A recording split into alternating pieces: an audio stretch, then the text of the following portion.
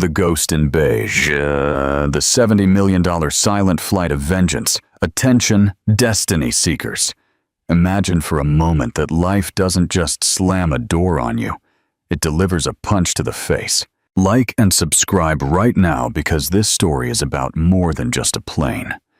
It's about the quiet strength, the hidden pain, and the incredible resurrection that blooms when no one is watching.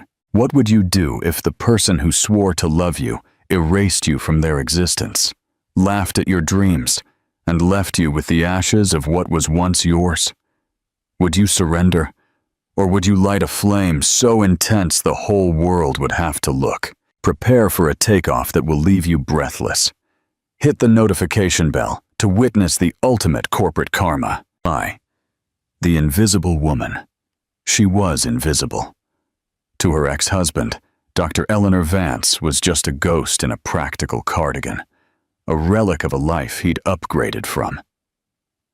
He stood in the sterile luxury of the Boston Executive FBO VIP lounge, laughing at her. He mocked her failure, her discreet existence.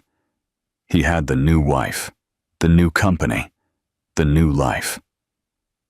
Eleanor had a complimentary cup of coffee, but in 10 minutes, the whine of a $70 million jet engine would change everything. The laughter would die in his throat, and he would finally learn who she really was. The VIP lounge of the Hanscom Field Executive FBO hummed with a quiet, expensive energy. It was a sound Eleanor had never quite gotten used to, the sound of lives lived at a different altitude. The scent of dark roast coffee and polished mahogany hung in the air, a stark contrast to the small one-bedroom apartment in Cambridge she had called home for the last 18 months. She sat on a plush leather armchair with her back stiff, tracing the rim of a porcelain mug with a nervous finger. Her oatmeal-colored cardigan felt like burlap in a room draped in cashmere and bespoke suits. Today was the day. The culmination of 6 more days of incessant, silent, heartbreaking work. The day her new life would either begin or completely crumble. She was waiting for a flight, not a commercial one, not even a first-class seat. She was waiting for a GDT-50ER, or so the email stated. The idea was so preposterous, she kept checking the printed confirmation in her plain cloth tote bag, half expecting a security guard to tap her on the shoulder and direct her to the main terminal where she belonged. Her divorce from Mr. Marcus Sterling had been a masterclass in public humiliation. He hadn't just left her, he had systematically erased her. They had been college sweethearts, the classic pair. He, the charismatic business major, and she, the brilliant introverted computer scientist. Together, they founded Helios AI, a company built entirely on her groundbreaking machine learning algorithm. Eleanor had been the architect, the engineer, the very soul of the company. Marcus had been the face. He charmed investors, gave TED Talks about their work, and graced the covers of business magazines. Then came Ms. Tiffany Bloom. Tiffany was a decade younger, a social media influencer, whose only contribution to society seemed to be posting pictures of expensive things. Marcus, in the throes of a spectacular midlife crisis, decided Tiffany was the upgrade he deserved. The divorce was brutal. Marcus's legal team, funded by the company she built, painted her as a bitter, unsupportive, and replaceable cog in the machine. They argued that her algorithm, while clever, was only one piece of the puzzle. The real value, they claimed, lay in Marcus's vision and brand building. In the end, he kept the company, the house in the Hamptons, the art collection, and the network. Eleanor was left with a modest cash settlement and a single, obscure patent she had registered under her maiden name, Vance, an experimental offshoot of her core algorithm that Marcus's lawyers had deemed academically interesting, but commercially useless.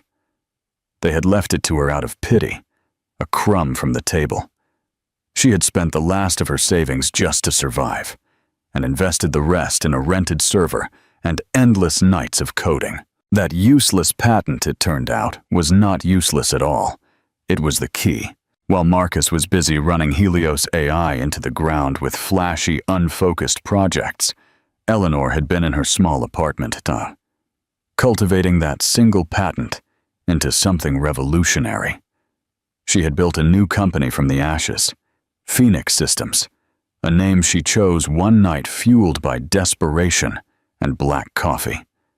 For 6 months, she had been in top-secret negotiations with Astrodynamics, a global tech conglomerate led by the elusive and legendary Mr. Julian Stone.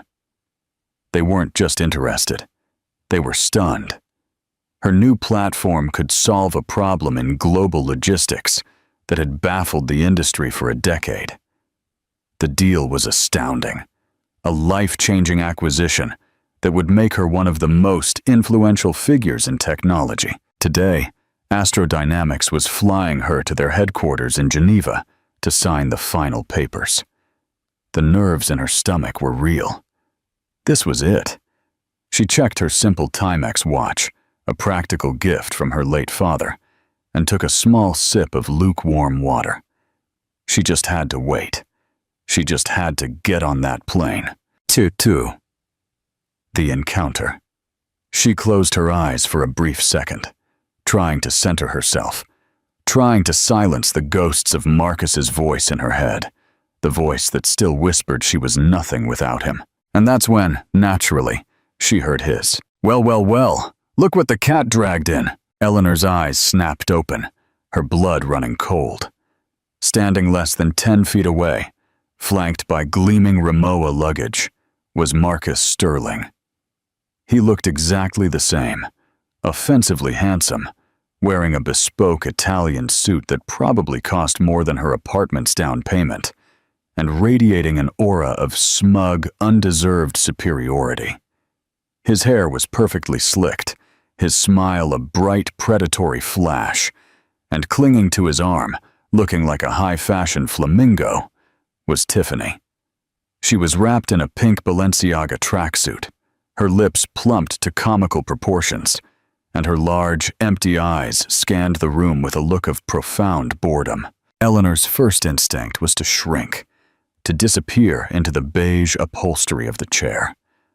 A flush of shame crept up her neck. Of all the places, of all the times, Marcus strolled over, Tiffany trailing behind him like an expensive accessory. He stopped directly in front of her chair, forcing her to look up at him. Eleanor, he said, drawing out the name, his voice dripping with condescending amusement. I have to say, I'm impressed. This is the invitation-only VIP lounge. Did you get lost on the way to the food court? Tiffany let out a sharp, high-pitched giggle. Ricky, don't be mean. Maybe she's cleaning here now. It's good, honest work. Eleanor's hands clenched in her lap. She refused to give them the satisfaction of a response. She just looked at him, her expression neutral, though inside, her heart hammered against her ribs like a trapped bird. Always the quiet little mouse, aren't you? Look at you, Eleanor. The same bland clothes. Is life not treating you well after me? He leaned down, dropping his voice to a conspiratorial whisper, yet still loud enough for nearby patrons to hear. Still living in that sad little flat in Alston? I saw the pictures. Very cozy. He was baiting her. He had always been a bully, someone who could only feel large by making others feel small. And she had always been his favorite target. We, he said, gesturing dramatically between himself and Tiffany, are heading to Aspen. A little thank you from our investors. Helios is closing a massive new round of funding. We're about to go stratospheric. You probably read about it. Eleanor hadn't. The only news she followed was the quiet collapse of Helios's stock price. Public records showed the company was hemorrhaging money, burning through the goodwill she had built, and failing to innovate. Marcus was a salesman, not a builder, and he had sold a lemon. She knew from her contacts he was desperately searching for funding, not celebrating it. He was lying. as always. What about you? He pressed, enjoying his performance. What brings you to Hanscom? Meeting a new guy? Finally landed one? Let me guess. Is he a regional sales manager? A dentist? He laughed, a loud, grating sound that made a nearby woman in a Chanel suit look up in annoyance. Seriously, Eleanor, he said, the fake pity in his voice making her cringe. What are you doing here? You look completely out of place. Are you waiting for an Uber? This is not the building for that, darling. He and Tiffany laughed together. It was the sound that had haunted her nightmares, the sound of their shared betrayal. Eleanor looked at her hands, the chipped nail polish on her right index finger from an all-night coding session. She took a deep, steady breath. She had come too far to let him break her. Not here, not at a... She looked up, meeting his gaze evenly. Her voice, when it came, was quiet, but clear as a bell. I'm waiting for a flight, Marcus. Marcus's eyebrows shot up. A flight? On what? A Cessna to Provincetown? You can't even afford a first-class ticket on United anymore, let alone a seat out of Hanscom. Ricky? Tiffany whined, tugging on his arm. Stop talking to her. She's getting her little loser germs on your suit. Let's go get champagne. In a minute, darling, Marcus said, stroking her hand, his eyes still fixed on Eleanor. He couldn't stand that she wasn't crumbling. I'm fascinated. This is like watching a nature documentary. The discarded mate trying to come back to the watering hole. Eleanor stood up. She was 5'5", and Marcus towered over her. But by standing, she reclaimed a small piece of her dignity. She picked up her simple cloth tote bag, her knuckles white. You should go, Marcus. Your champagne is waiting. Oh, so brave now, he sneered. Where was this backbone when we were married? Oh, wait, I remember. You didn't have one. You were just the code monkey in the basement. I built that company, Eleanor. I built it. And you? You are just a footnote. A footnote, Eleanor repeated, the words tasting like ash. That's right. And now, if you'll excuse us, he said, taking Tiffany's arm again. We have to prepare for our flight. Our jet is a beauty. A Citation Latitude brand new. He started to lead Tiffany away, but paused, looking over his shoulder for a final blow. It's a shame, really. You had so much potential, but you needed me to make any of it matter. And now, look at you. He gestured back at the luxurious lounge. A mouse trying to play a lion. It's just sad. He turned and walked away, his laughter echoing back to her. Eleanor sank back into the chair, her legs trembling. The cruelty was so familiar, so precise. He knew exactly where to cut.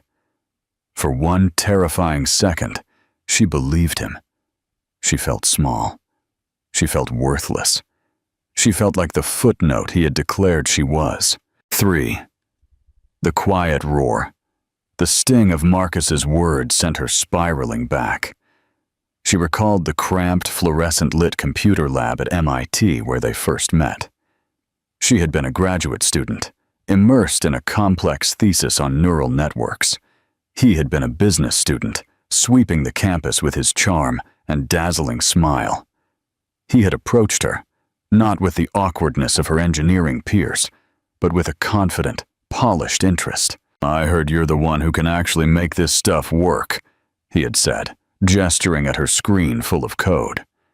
He hadn't been wrong. Eleanor lived in a world of logic, a world where code was poetry, and algorithms were a language she spoke more fluently than English.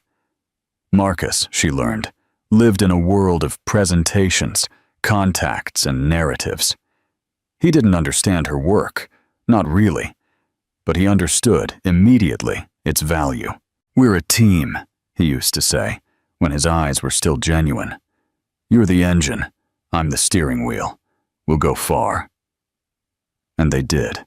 She dropped her PhD to co-found Helios AI. They married in a simple courthouse ceremony. The first 2 years were a blur of sleepless nights, cheap pizza, and the thrill of creation. Eleanor coded, and Marcus presented her algorithm, which could predict consumer behavior with terrifying accuracy. It was their golden goose. They secured funding, and then more funding. The shift in Marcus was gradual, then sudden. The steering wheel began to believe he was the whole car. He began to refer to her work as our work, then my work. He was the one on stage, the one giving interviews. Eleanor, who hated the spotlight, was content to remain in the background, to build, to solve. She was the CTO, but in board meetings, Marcus would often cut her off. "Eleanor's getting into the weeds," he'd laugh. "Let me give you the big picture." He convinced her to put most of their joint assets into Helios AI stock, all under a complex holding partnership that he controlled. "It's smarter for tax purposes," he had assured her. She, who could model quantum data, found herself bewildered by the corporate legal jargon and trusted him. It was a devastating mistake.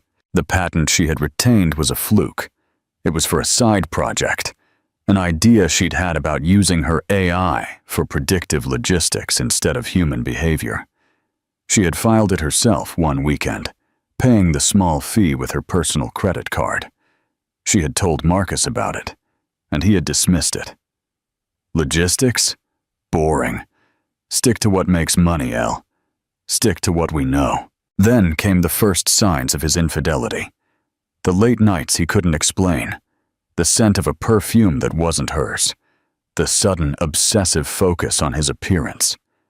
When she finally confronted him, finding a hotel receipt in his suit pocket, he didn't even have the decency to look ashamed. "It just happened, Eleanor," he had said, speaking as if about the weather. "Tiffany, she understands the pressure I'm under. She supports my vision." "And I don't?" Eleanor had whispered, feeling the floor open beneath her feet. "I wrote the vision, Marcus." "You wrote the code," he had snapped back, the mask of the charming husband falling away to reveal the cold, ruthless man beneath. "The code is replaceable. I am not. You are holding me back, Eleanor. You are a drag." The divorce was his final, brutal masterpiece. His lawyers, the best money could buy, systematically dismantled her contributions. They produced emails where Marcus directed her research. He had only forwarded articles. They highlighted her lack of public appearances as proof of her minor role. She was portrayed as a disgruntled employee, not a co-founder. When it came to the useless patent, Marcus's lawyer had literally scoffed in the deposition. "Ms. Hayes is welcome to her little academic project. We, on the other hand, will keep the multi-million-dollar company." Heartbroken and financially depleted by her own legal fees, Eleanor had no more fight left. She signed the papers, left the courthouse, took a cab to a small sublet apartment. And for the first time in her life, she didn't just cry. She grieved. She screamed into a pillow until her throat was raw, mourning the loss of her husband, her company, and her life's work. A full week passed before she opened her laptop. When she did, she saw the file containing the patent. Boring, he had called it. She opened it, her eyes scanning the complex mathematical proofs she had written. A slow, cold anger began to burn away the hurt. He was wrong. It wasn't boring. It was brilliant. And Marcus, in his infinite arrogance, had left her with the one thing that could destroy him. He had taken the engine, yes, but she had kept the blueprint for a reactor. Viewer interaction, question. The moment Eleanor realized her useless patent was actually a blueprint for a reactor, what do you think was her first thought? Revenge? Just survival? Share your thoughts below. 4. The arrival. A new voice, sharp and professional, interrupted her memory. "Ma'am, Ms. Hayes." Eleanor blinked, the painful past receding. The lounge attendant, a young woman with a kind smile, stood by her. "Excuse me, Ms. Hayes, but I have an update on your flight." "Eleanor!" Her stomach clenched. A delay. A cancellation. They changed their minds. Marcus, who had been holding court by the espresso machine, turned to watch, a smirk already on his face. He was waiting for the final humiliation, the moment the mouse was told to leave the room. "Yes?" Eleanor said, her voice barely a whisper. "Your aircraft has just landed," the attendant said, checking her tablet. "It's taxiing to the ramp now. The crew will be ready to welcome you aboard in approximately 15 minutes. Would you like a fresh coffee while you wait?" Eleanor stared at her. It's here?" "Yes, ma'am. Right on schedule." The attendant smiled and walked away. Eleanor looked across the lounge. Marcus's smile had faltered. He looked confused. She could see the gears turning in his head. She's not being kicked out. Her flight is real. He exchanged a puzzled look with Tiffany, who merely shrugged and took a selfie. Eleanor turned to look out the massive, floor-to-ceiling window that overlooked the tarmac. And her heart didn't just stop. It felt like it reset. Before the attendant's words had fully registered, Marcus was already moving. The idea that Eleanor could have anything he didn't, anything he hadn't approved of or was unaware of, was an offense to his entire sense of self. He left Tiffany by the coffee bar and returned to Eleanor's chair. His smile was gone, replaced by a tight, quizzical frown. "What is this, Eleanor? Did you cash in your pension for a one-way ticket on a charter, running away?" "I told you, Marcus, I'm waiting for a flight." "Yes, but what flight? You don't have this kind of money. I know what you have. I know what I left you. It wasn't enough for a Costco membership, let alone a private jet." "Marcus," Eleanor said, her voice low and steady. "This does not concern you." "Everything you do concerns me," he shot back, his voice rising. "You still used my last name. Oh, wait. You went back to Vance. Smart. Wouldn't want to tarnish the Sterling brand."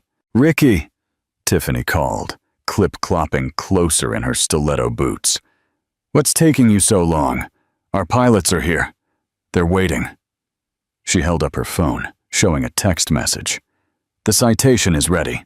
Marcus glanced at his watch, then back at Eleanor. He couldn't leave, not without solving this enigma, not without re-establishing his dominance. "A citation latitude," he told Eleanor, as if she should be impressed. "Best in class. I'm sure your flight," he air-quoted, "will be very comfortable. Does it have propellers? Do they give you a bag of peanuts?" He laughed. It was the laugh she hated. The laugh he had used in the lawyer's office. The laugh he had used in their bedroom when he told her she was a drag. It was loud, designed to draw attention, to make her the center of a humiliating show. And it worked. The other occupants of the lounge, who had been politely ignoring them, were now watching. They saw a man in a Zegna suit and a younger woman in Balenciaga, laughing at a plain woman in a beige cardigan. The story wrote itself. She was the poor relation, the ex-wife, the charity case. "Look at her, Tiffany," Marcus said, loud enough for the whole room to hear. "She's actually blushing. She's embarrassed." "It's okay, Eleanor. We've all been there." "Well, not here," he gestured at the lounge. "But you know, bad luck. Maybe I can help you out. I could offer you a job. Helios is expanding. We could probably use a junior coder, or someone to fetch coffee." "You were always good at that." The lounge fell silent, save for Marcus's mocking laughter. Eleanor felt the stares of the other passengers like physical blows. A man in a pinstripe suit shook his head, with a look of pity before returning to his spreadsheet. Eleanor's face was burning, but not with shame. It was with a rage so pure and cold that it sharpened her senses. She could hear the whir of the ventilation, the soft click of Tiffany's phone as she filmed this, and faintly, the distant thrum of a taxiing jet engine. She stood up again, her spine as straight as a steel rod. "You are right about one thing, Marcus," she said, her voice cutting through the silence. His smirk widened. "Oh yeah? What's that? I'm good at getting coffee?"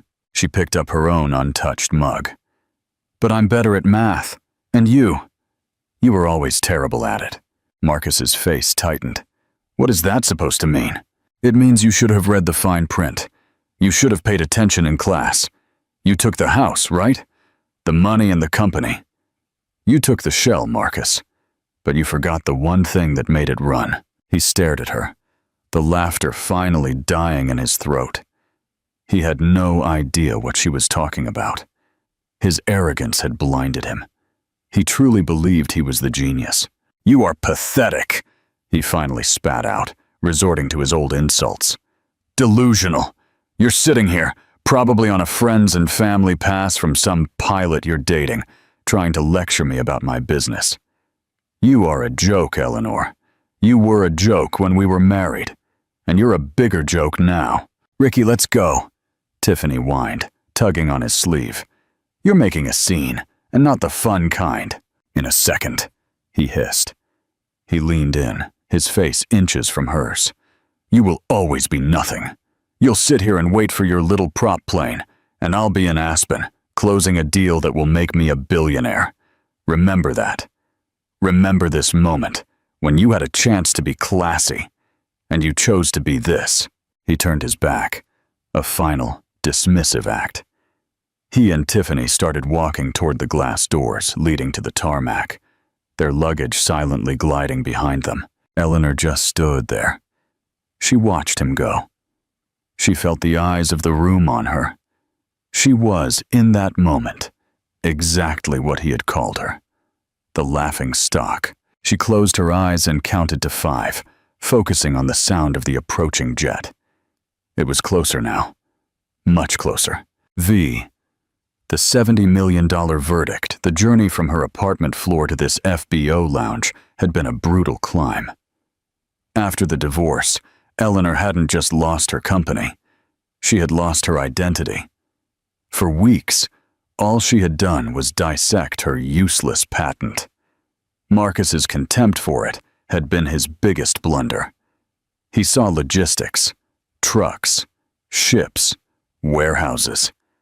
Eleanor saw a complex, dynamic system of predictive data, a problem far more challenging and valuable than predicting what brand of soft drink someone might buy. She had built Phoenix systems from scratch. Her office was a second-hand desk tucked into the corner of her studio apartment. Her boardroom was a local cafe with free Wi-Fi in Boston's North End. She lived on instant noodles and the small, shrinking divorce payout. Every line of code was written with a desperate, burning intensity. When the platform was stable, she didn't seek VC capital. She didn't pitch to cocky kids in hoodies. She used her last $1,000 to hire a patent lawyer and secure her new IP. Then, she drafted a single, perfect email. She didn't send it to a venture capitalist. She sent it to the personal, encrypted inbox of Julian Stone, the reclusive, visionary CEO of Astrodynamics. Stone was a legend, a man who had built a global empire on technology that actually worked, not just on hype. He was known as a ruthless but fair operator who loathed the visionary salesman type Marcus pretended to be. Eleanor didn't expect a reply. It was a shot in the dark, a final desperate flare. The response came 6 hours later. My office. Zurich. Tomorrow. Astrodynamics sent a car. They flew her, in Economy Plus, to Switzerland. She walked into a boardroom overlooking the Alps, hands trembling, clutching her laptop. Julian Stone was not a young man. He was in his 60s, with sharp, intelligent eyes that seemed to see right through her. She simply opened her laptop and ran the demo. She showed him how her AI, Phoenix, could analyze global shipping routes, weather patterns, manufacturing chains, and political instability in real time, predicting and rerouting supply chains with 99.8% efficiency. It was a program that could save a company like Astrodynamics billions. Stone and his team of engineers watched silently for 2 hours. They asked her questions, not about profit margins or marketing, but about her architecture, her data modeling, her predictive decay algorithms. It was the most exciting conversation of her life.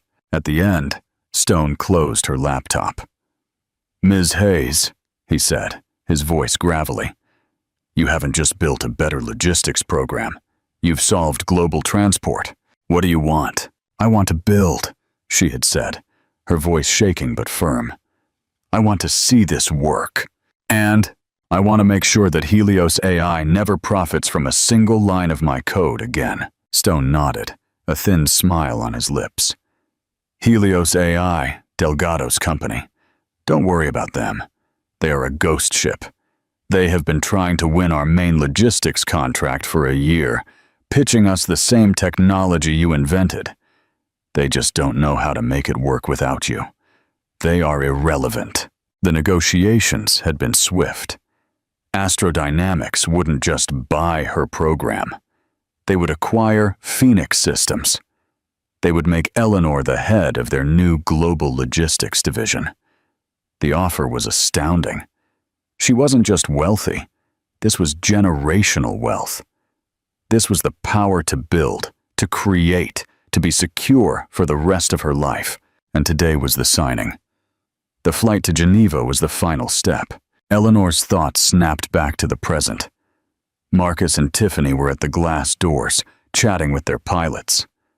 Their plane, the Citation Latitude, was parked on the ramp.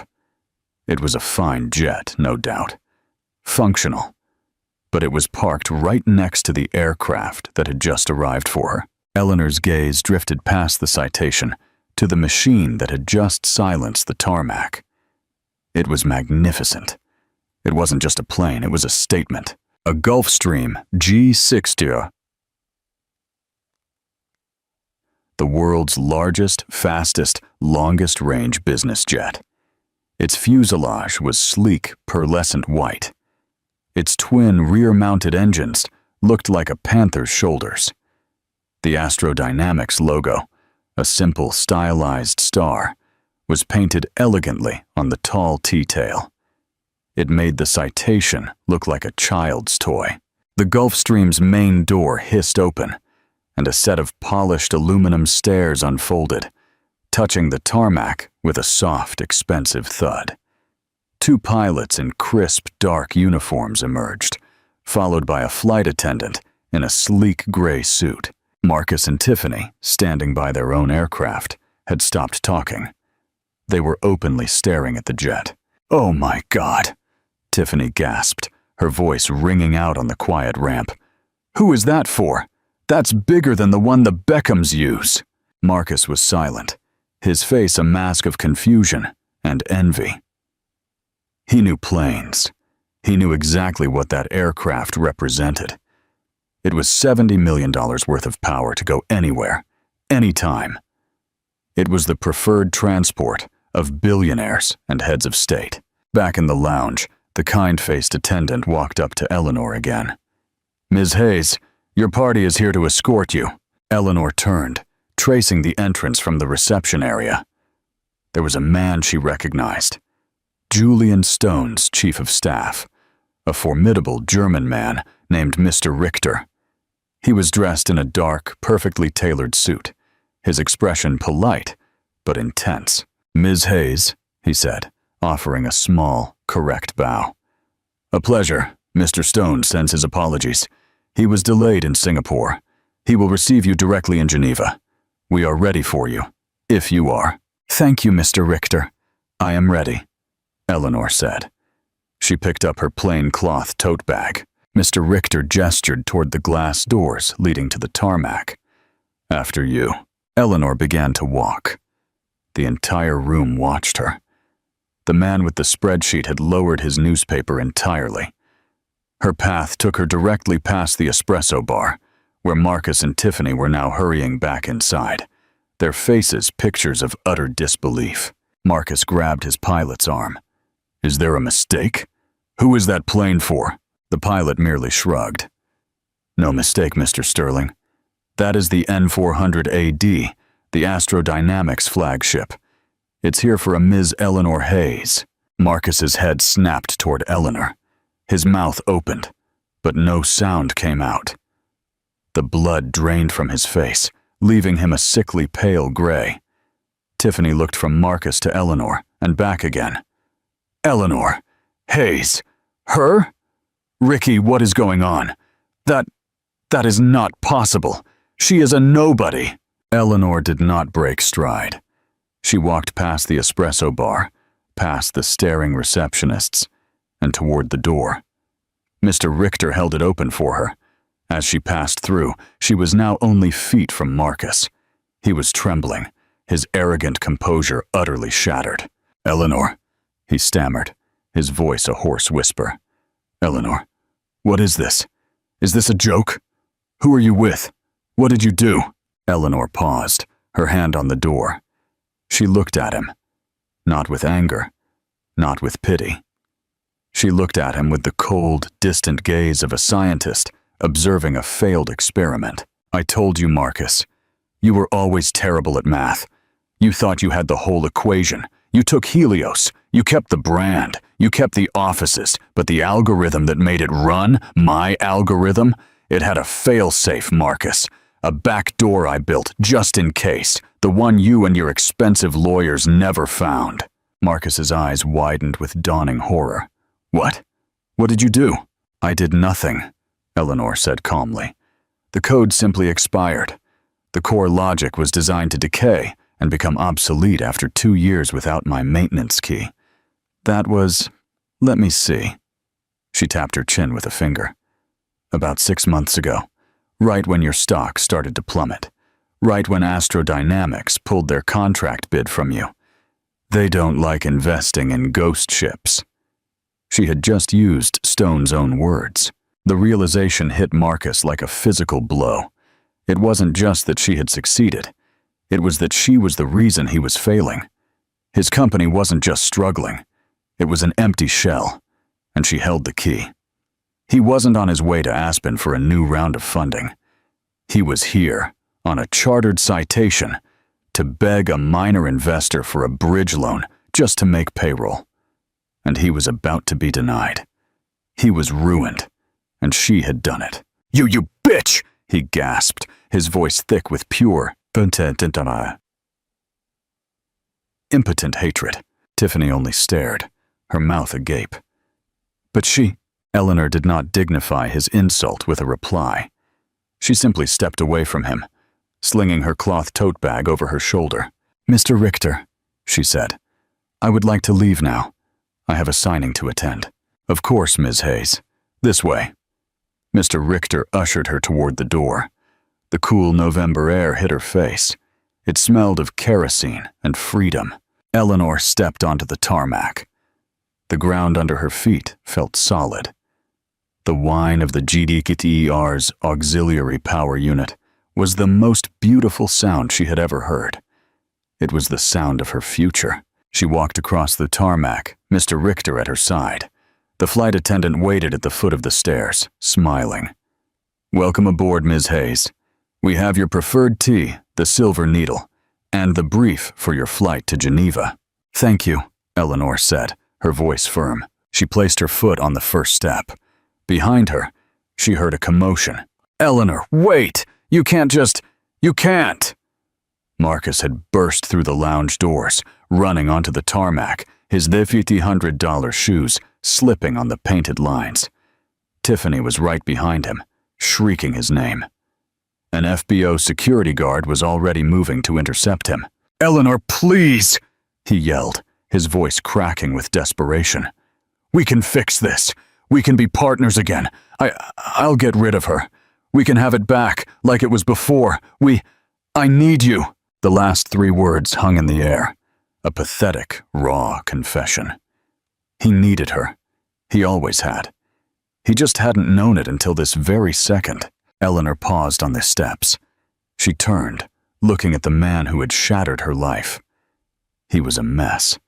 His perfect hair was mussed. His face was streaked and terrified. The security guard had him by the arm, but he was still straining to reach her. She looked at him. The man she had once loved. The man who had called her a footnote. And she felt nothing.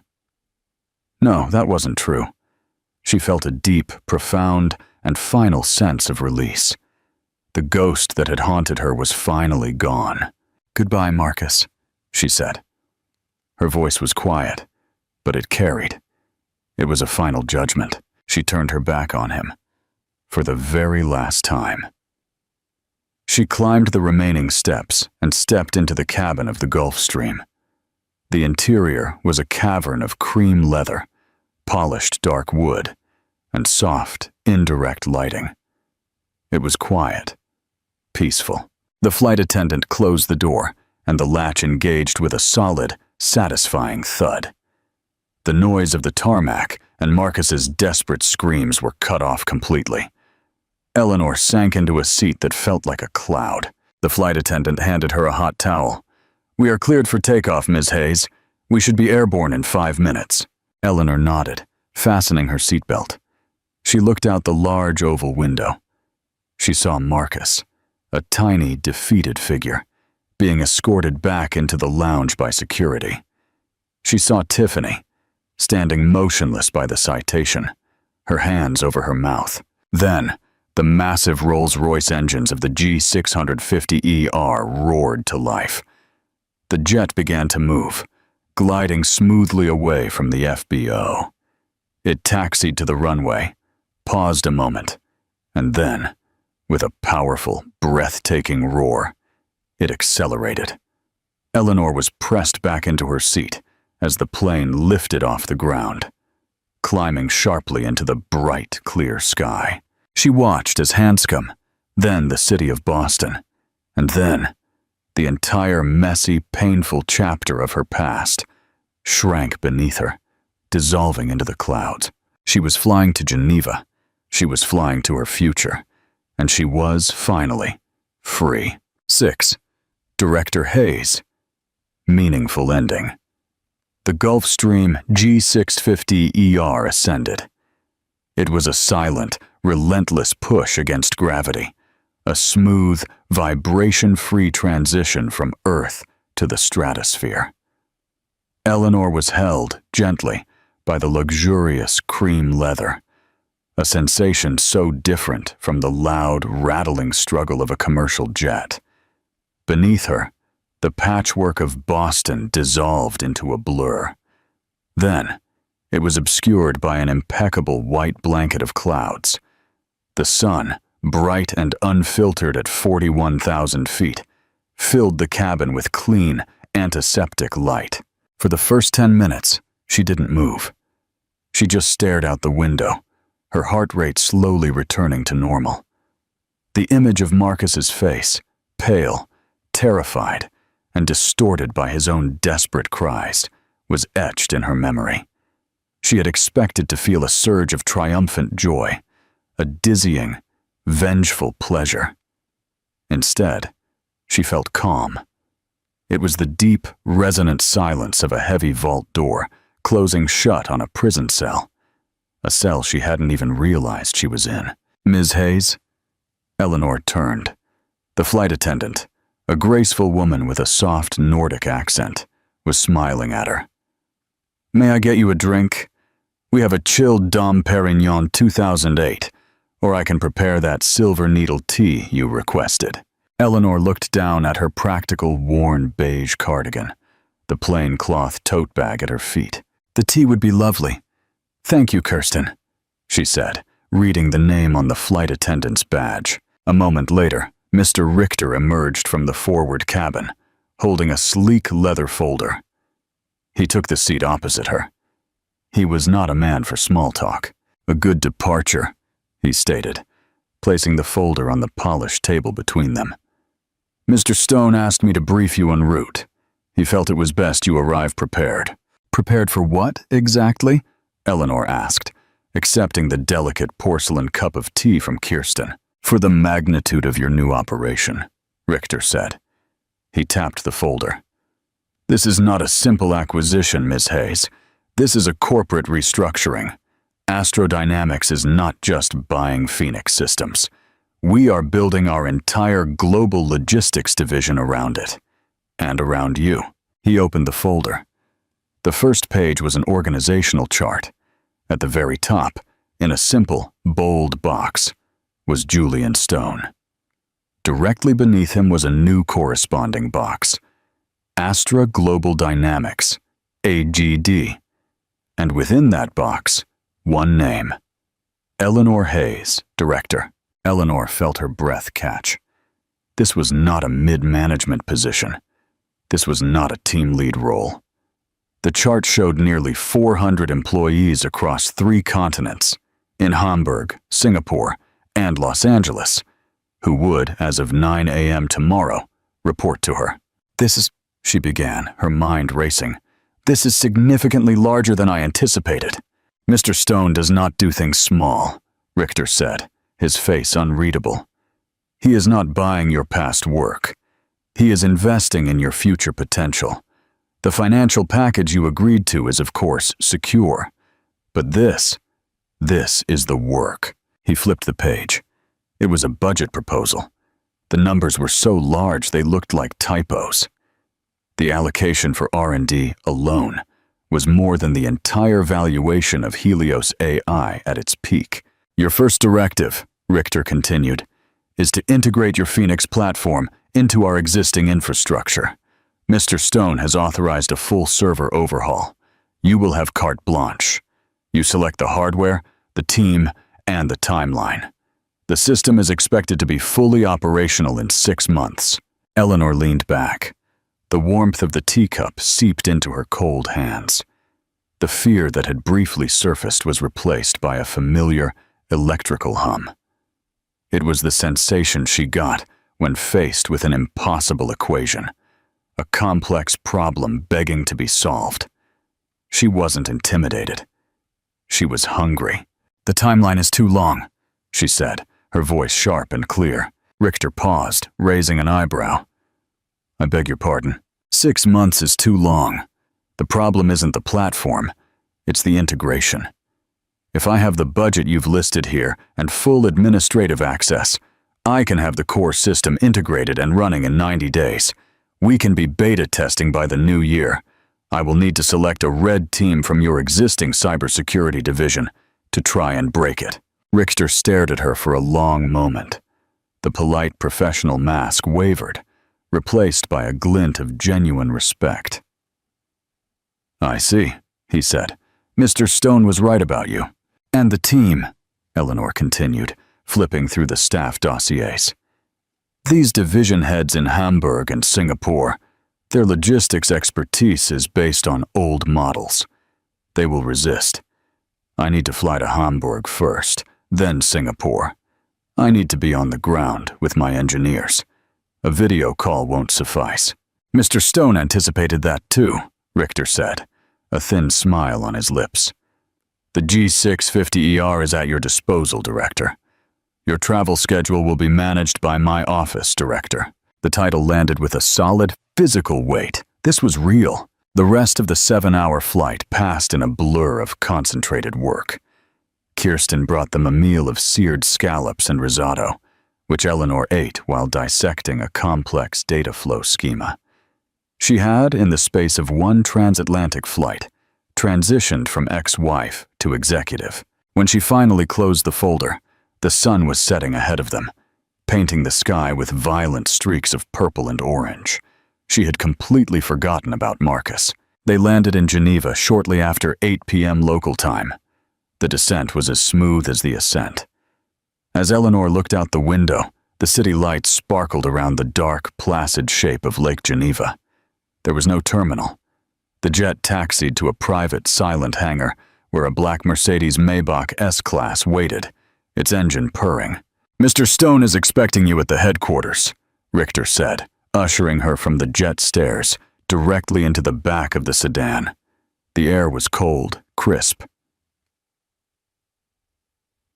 and smelled of pine. The drive was silent.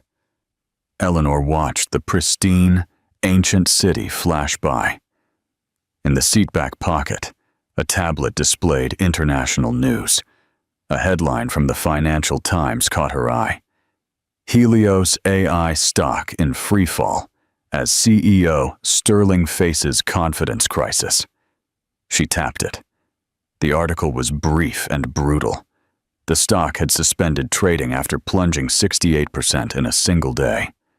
Rumors of a catastrophic system failure, coupled with the loss of a major potential contract, whispered to be with the Astrodynamics conglomerate, had tanked the company's value.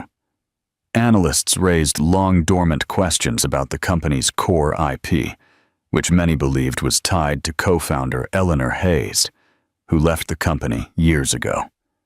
CEO Marcus Sterling was unavailable for comment. Eleanor turned the tablet off. It was done. The equation was balanced. There was no joy, only a quiet, logical finality. Lumen, the Astrodynamics headquarters, was a dark glass and steel blade rising from the lake shore. It was a building that radiated power. They were escorted, not to a waiting room, but directly to the penthouse floor. The office was vast, a minimalist expanse of stone and glass overlooking the entire city. Julian Stone rose from behind a massive, empty desk. He was, as she remembered, imposing. He wore a simple black turtleneck and gray slacks, but he dominated the room. "Ms. Hayes," he said, his voice a low rumble. "Good flight." "Productive," Eleanor said, shaking his extended hand. His grip was firm. "So, Richter tells me you think you can beat our timeline by 3 months. I know I can," she replied. "Good," Stone said. He gestured to the desk. A single, thick document and a pen were laid out. "Our lawyers are present, but I find them tedious. I will summarize. This document grants you total control of the Astra Global Dynamics Division. Your compensation is as agreed. Your budget is as listed. Your authority is surpassed only by mine. You will succeed or fail entirely on your own merits. I do not tolerate excuses, and I do not reward failure. I do, however, reward results.